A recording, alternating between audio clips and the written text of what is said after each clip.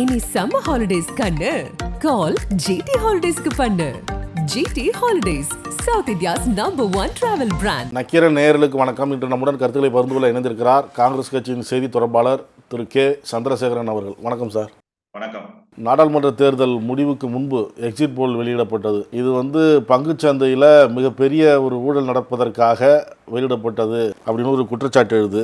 இது தொடர்பாக நாடாளுமன்ற குழு விசாரணை வைக்கணும் அப்படின்னு சொல்லி ராகுல் காந்தி சொல்கிறாரு. இது தோல்வியை பொறுத்து கொள்ள முடியாமல் இது போன்ற அவதூறுகளை ராகுல் காந்தி சொல்கிறாரு அப்படின்னு பியூஷ் கோயல் சொல்கிறார். ஏற்கனவே இந்த எக்ஸிட் போல் என்று சொல்லப்படுகின்ற தேர்தலுக்கு பிந்தைய கருத்து கணிப்பு அப்படிங்கிறது சனிக்கிழமை 1ஆம் தேதி சனிக்கிழமை வந்துச்சு. 1ஆம் தேதி, அதாவது ஜூன் 1ஆம் தேதி சனிக்கிழமை வந்தது.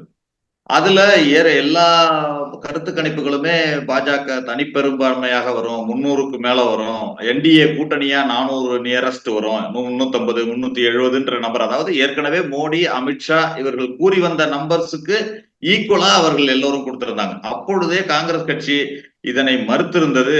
இது பொய்யான கருத்து கணிப்புகள், இந்த கருத்து கணிப்புகள் பொய்யானவை என்பதை வாதத்தோடு நாங்கள் முன்வைத்தோம். ஏன்னா அதுலயே நிறைய டேட்டாவே முன்னுக்கு பின் முரணாக தகவல்கள்லாம் இருந்துச்சு.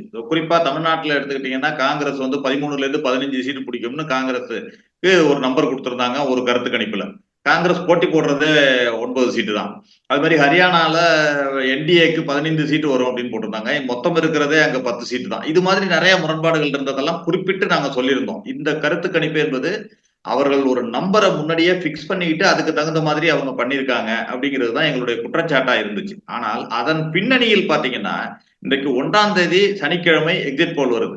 அந்த அன்றைக்கு 1ஆம் தேதி அன்றைக்கு ஸ்டாக் எக்ஸ்சேஞ்சு லீவு, சனிக்கிழமை லீவு, ஞாயிற்றுக்கிழமை விடுமுறை. 3ஆம் தேதி திங்கட்கிழமை அன்று பங்குச்சந்தை மிகவும் வேகமாக எழுச்சி பெறுகிறது. சென்செக்ஸ் பாத்தீங்கன்னா 2000 புள்ளியில ஏற்றத்தோட துவங்கி முடிவுல சுமார் 2500 புள்ளிகள்ல முடிவடைஞ்சிச்சு, ஏற்றத்தோட முடிவடைஞ்சிச்சு. அதே மாதிரி நிப்டி என்று எடுத்து சொல்லப்படுகின்ற நேஷனல் ஸ்டாக் எக்ஸ்சேஞ்சில் ப்ரீ ஓப்பனிங்னு சொல்றதுல 1000 புள்ளி ஏற்றத்தோட தொடங்கி முடிவுல சுமார் 700 புள்ளி ஏற்றத்தோட முடிவடைஞ்சிச்சு. இப்படி அதுல கிட்டத்தட்ட ஒரு 30 லட்சம் கோடி வர்த்தகம் நடந்ததா ஒரு தகவல் இருந்துச்சு. அடுத்த நாள் 4ஆம் தேதி தேர்தல் வாக்கு எண்ணிக்கை நடைபெறுகிறது. வாக்கு எண்ணிக்கையில் சரிவை சந்திக்கிறது தேசிய ஜனநாயக கூட்டணியும் பாஜகவும். உடனே சென்செக்ஸும் நிப்டியும் இறங்கு முகத்துல, பங்குச்சந்தை இறங்கு முகத்துல இருந்ததுனால கிட்டத்தட்ட 30 லட்சம் கோடி வர்த்தகம் நஷ்டத்தில் சென்றிருக்கிறது. இதன் மூலமாக சிறு வணிகர்கள், சிறு முதலீட்டாளர்கள் மிகவும் பாதிக்கப்பட்டிருக்கிறார்கள். கிட்டத்தட்ட 5 கோடி குடும்பங்கள் இதில் முதலீடு செய்திருப்பதாக தகவல் இருக்கிறது. அதாவது இந்த ஸ்டாக் எக்ஸ்சேஞ்சில் 5 கோடி குடும்பங்கள் டே டு டே அவங்க பங்கு சந்தையில ஈடுபடுறாங்க. அவர்கள் ஏமாற்றப்பட்டிருக்கிறார்கள் என்பதுதான் இன்றைக்கு தகவல் இருக்கிறது. இதுல எதனால் நாங்க பாஜகவை குற்றம் சாட்டுகிறோம் என்ற கேள்வியும் இங்க எழுது. நீங்க கடந்த 10 வருடங்களாக மோடியோ அமித்ஷாவோ இந்த பங்குச்சந்தை விவரங்களை பத்தி எதையுமே பேசியது கிடையாது. ஏற்கனவே நாங்கள் அதானி ஹிண்டன்பர்க் ஊழல் சொல்ற பொழுது கூட, பங்குச்சந்தை குறித்து கூறிய போது கூட அவர்கள் எதையுமே பாராளுமன்ற குழு விசாரணை வேண்டும் என்று கேட்டோம், பாராளுமன்றத்தில் விசாரணை வேண்டும் என்று கேட்டோம். எல்லா விஷயங்களும் சொன்ன போதும் அவர்கள் மறுத்து அது எதையுமே செய்யவில்லை. செபி விசாரணை நடத்தும் என்று ஒரு மேம்போக்கான விசாரணை நடத்தி முடித்து விட்டார்கள். ஆனால் இன்று நடந்திருப்பது ஒரு திட்டமிட்ட ஒரு ஊழல் என்றுதான் சொல்ல வேண்டும். ஏனென்றால் கடந்த தேர்தல் நடைபெறும் காலகட்டத்தில் பிரதமர், அதாவது அமித்ஷா, உள்துறை அமைச்சர் அமித்ஷா அதானிக்கு சொந்தமான ஒரு தொலைக்காட்சி நிறுவனத்தில் பேட்டி அளிக்கிறார். அப்போது பங்குச்சந்தை 4ஆம் தேதி மிகவும் உயரப்போகிறது, நீங்கள் எல்லோரும் பங்கு சந்தையில் முதலீடு செய்தால் அது பல மடங்கு உயர்வதற்கான வாய்ப்புகள் இருக்கிறது, பெரும் எழுச்சி பெறக்கூடிய வாய்ப்பு இருக்கிறதுன்னு சொல்றார். அதே அதானியுடைய தொலைக்காட்சி நிறுவனத்தில் மோடி அவர்களும், பிரதமர் மோடி அவர்களும் பேட்டி அளிக்கிறார். அப்போது அவரும் சொல்கிறார், பங்குச்சந்தை வரலாறு காணாத எழுச்சி பெறப்போகிறது, அதில் முதலீடு செய்பவர்கள் எல்லாம் வரலாறு காணாத அளவிற்கு பலன் பெறப்போகிறார்கள் ஒரு தகவலை தெரிவிக்கிறார். இது ஏன் அவர்கள் குறிப்பிட்டார்கள் என்பதற்கான அர்த்தம் அந்த பங்குச்சந்தை வீழ்ச்சியில் இடம்பெற்றிருக்கிறது என்பதுதான் கருத்து. நீங்க இன்னொன்று, தேர்தல் 1ஆம் தேதி முடிவடைந்து விட்டது. 2ஆம் தேதி வாக்கு ஏற்கனவே பல கட்ட தேர்தல் நடத்தப்பட்டு அந்த இதெல்லாம் ஸ்ட்ராங் ரூம்ல வச்சு அந்த ஓட்டிங் மிஷின் எல்லாம் வச்சிருக்காங்க, இவிஎம் மிஷின் எல்லாம். 2ஆம் தேதி விட்டுட்டு 3ஆம் தேதி கவுண்டிங் போயிருக்கலாம்.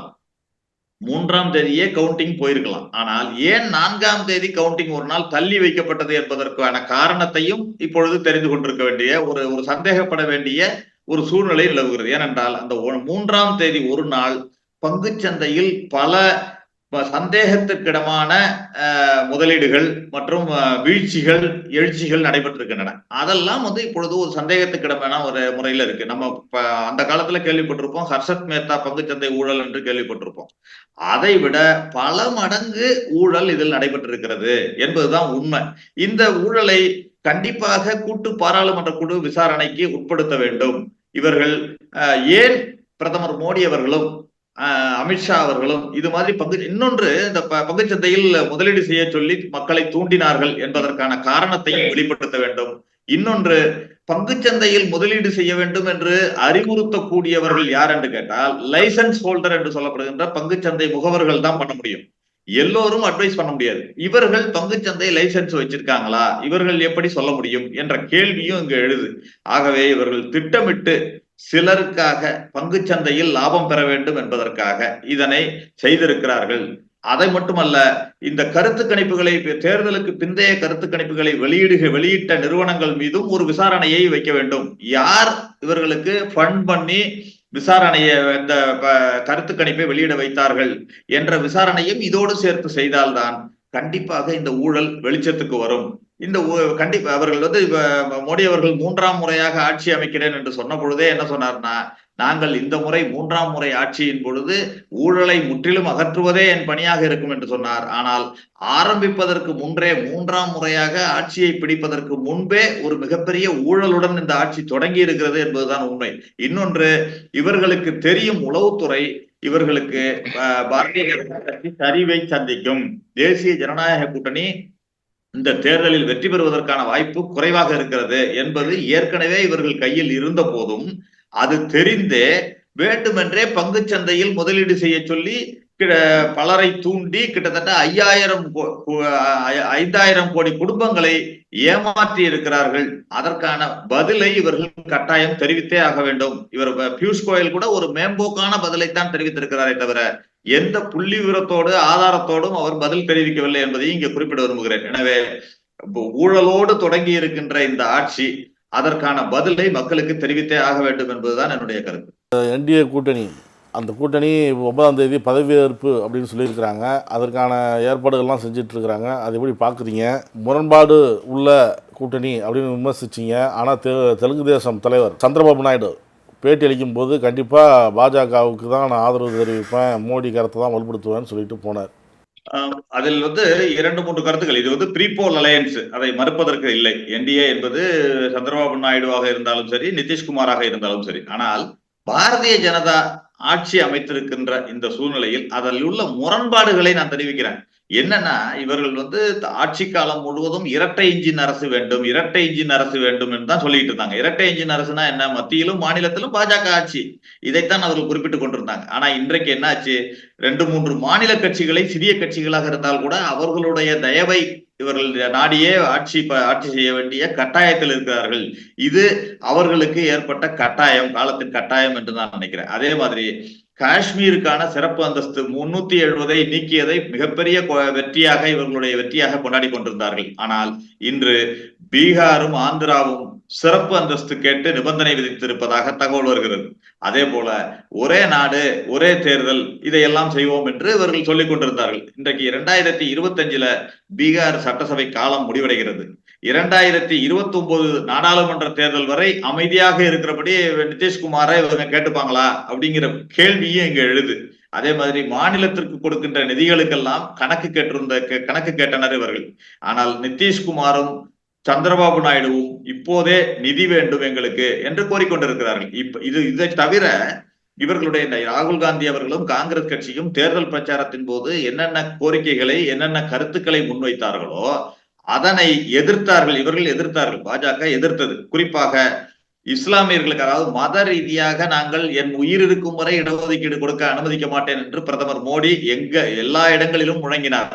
ஆனால் இன்று அவருடைய கூட்டணி கட்சியான தெலுங்கு தேசம் தன்னுடைய தேர்தல் அறிக்கையிலேயே 4% இஸ்லாமியர்களுக்கு இடஒதுக்கீடு அளிக்கப்படும் என்ற வாக்குறுதியை அளித்திருக்கிறது. இப்பொழுது அவர்கள் என்ன செய்ய போகிறார்கள் என்ற கேள்வி இங்கு எழுகிறது. அது மட்டுமல்ல, அக்னிபாத் திட்டத்தை பற்றி ஏற்கனவே ராகுல் காந்தி அவர்கள் எங்களுடைய ஆட்சி வந்தால் அக்னிபாத் திட்டம் கைவிடப்படும் என்று சொல்லியிருந்தார். இப்பொழுது ஐக்கிய ஜனதா தளம், லோக் ஜனசக்தி போன்ற கட்சிகள், பீகாரில் உள்ள கட்சிகள் அக்னிபாத் திட்டத்தை கைவிட வேண்டும் என்ற கோரிக்கையை நிபந்தனையாகவும் முன்வைத்திருக்கின்றன.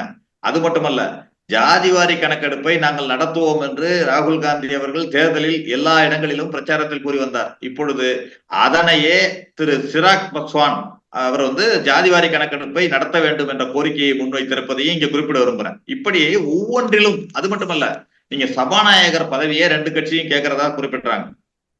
ஏன் என்று கேட்டால், இவர்கள் எண்ணிக்கையில் குறைவாக இருக்கின்ற சூழ்நிலையில் இவர்கள் கட்சியை உடைப்பார்கள். பாஜக கட்சியை உடைப்பது அல்லது பதவி நீக்கம் செய்வது, எம்பிக்களை பதவி நீக்கம் செய்து தங்கள் கட்சியில் இணைத்துக் கொள்வது போன்ற சில வேலைகளை செய்வார்கள் என்ற எச்சரிக்கையின் காரணமாகவே இவர்கள் கேட்பதாக நான் நினைக்கிறேன்.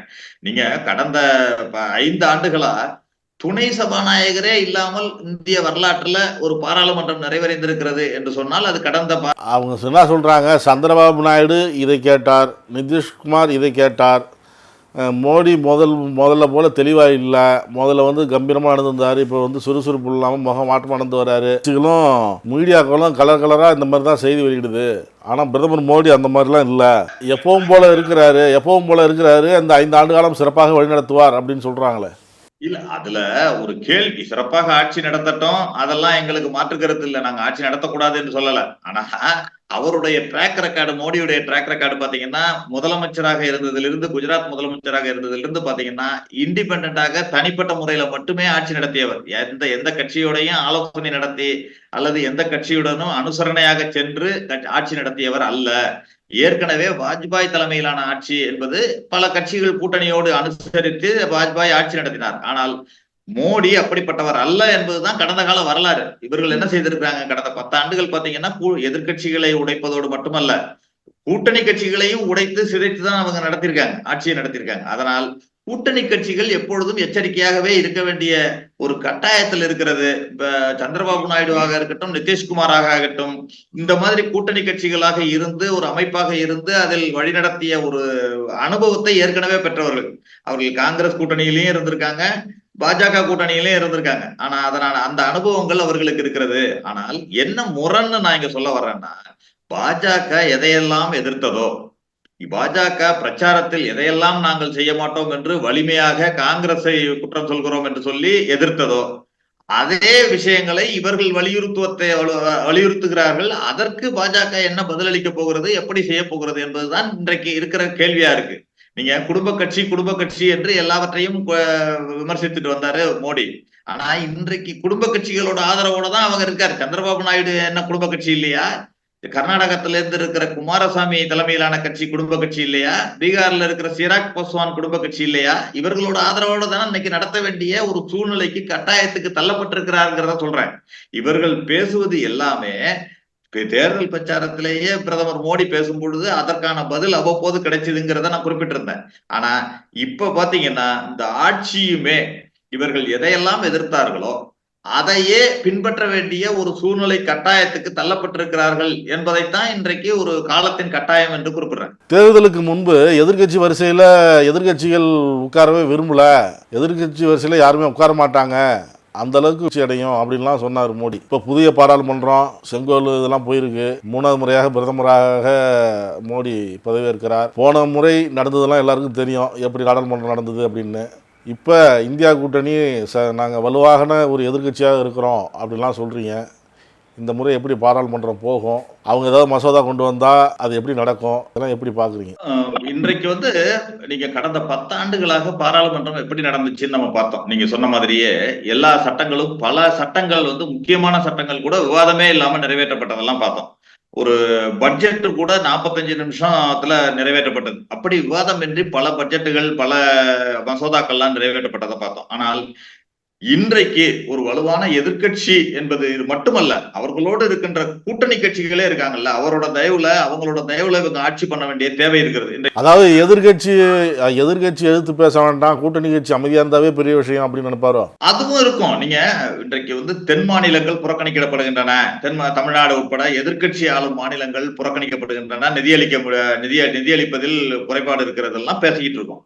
அந்த குறைபாடுகள் எல்லாம் இன்றைக்கு சந்திரபாபு நாயுடு அங்கு பங்கேற்பதன் மூலமாக கண்டிப்பாக அந்த ரெப்ரசன்டேஷன் அந்த இது மாறும்ன்றது நான் இன்றைக்கு தெரிவிக்க விரும்புகிறேன். இப்ப எல்லாருமே சந்திரபாபு நாயுடு அவர் புடி அவர்கிட்ட இருக்கு, குடுமி அவர்கிட்ட இருக்கு அப்படின்னு எல்லாருமே ஒரு பிம்பம் கட்டமைக்கிறீங்களா? உண்மையிலுமே அந்த மாதிரி இருந்து செயல்படுவாரா அவரு? அந்த அளவுக்கு மோடியை ஒரு ஆட்டிடுவாரா அவரு? நீங்க இப்பொழுது இல்ல, நீங்க கடந்த வாஜ்பாய் அரசாங்கத்தின் பொழுது, அதற்கு முன்பு விபி சிங் அரசாங்கத்தின் பொழுதே தேசிய முன்னணி அமைப்பாளராக இருந்தவர் சந்திரபாபு நாயுடு. அது மாதிரி வாஜ்பாய் அரசாங்கத்திலும் என்டிஏவோட கன்வீனரா அவர் இருந்திருக்காரு. அது மட்டுமல்ல, சபாநாயகர் வேண்டும் என்று சொல்லி தெலுங்கு தேசத்துக்கு சபாநாயகர் பாலயோகி இருந்ததெல்லாம் நம்ம பார்த்தோம். ஆக அவர் அந்த எப்படி நடத்த வேண்டும், என்ன செய்ய வேண்டும், நீங்க தேர்தல் காலகட்டத்திலேயே பாத்தீங்கன்னா மோடியுடைய படம் இல்லாமலே தேர்தல் அறிக்கையை வெளியிட்டார் அவரு.